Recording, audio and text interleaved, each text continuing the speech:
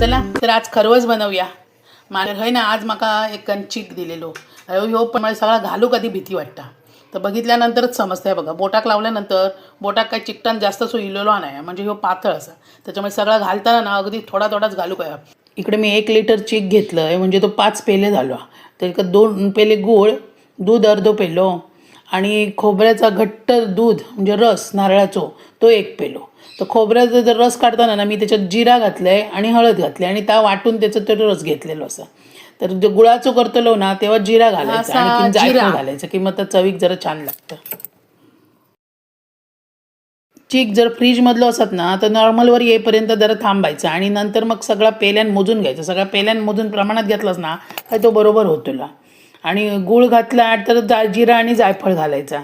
आणि मी तेव्हा मगाशी आधी वाटताना एकदम जरा हळद घालूक विसरलेले जिऱ्यामध्ये आणि खोबऱ्यामध्ये, तर मी वरून नंतर घातले आणि चांगला एकजीव केलाय. जरा गाळून घेतोय.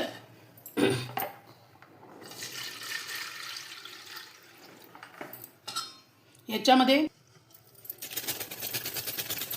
तर मी ना चपटो डबो असा हे बघा, ह्यो डबो ठेवण्यासाठी मी गॅस आता फुल केलेला असेल आणि याच्यामध्ये ना अशी एक रिंग टाकलेली असेल.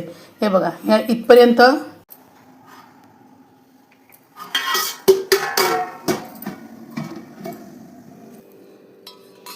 इकडे 35 मिनिटानंतर मी डबो काढून बघितलंय आणि सुरी घालून पण बघितलंय. तर सुरीक काय चिकटला नाही म्हणजे तो माझं तयार झालेलो असा. पण ना आमका इकडे घट्ट एवढं झालेलं ना आवडना नाही. आमका त्याला पाणी सुटलेलं असतं ना तर पाणी बरोबर घेऊचा ते त्या खूप छान लागतं. तर मला वाटतं की मी जो 1.25 पेलो दूध घातले ना त्याच्याऐवजी मग वाटतं एक अर्धो पाऊण पेलो दूध घालू हव्या होता. तर थोडासा माझा थंय चुकलाच. कमी गोड केला. कमी गोडच बरं. फक्त आमच्या आजोबांना उजेड बघ, शाडो बघ. ऋषिता बघ, टेस्ट बघ.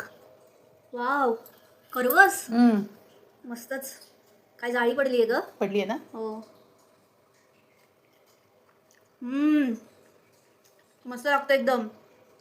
कसली आठवण आली तुला खाल्ल्यावर? गावाची. हा बघ कापल्यानंतर इकडचा हा छान एकदम.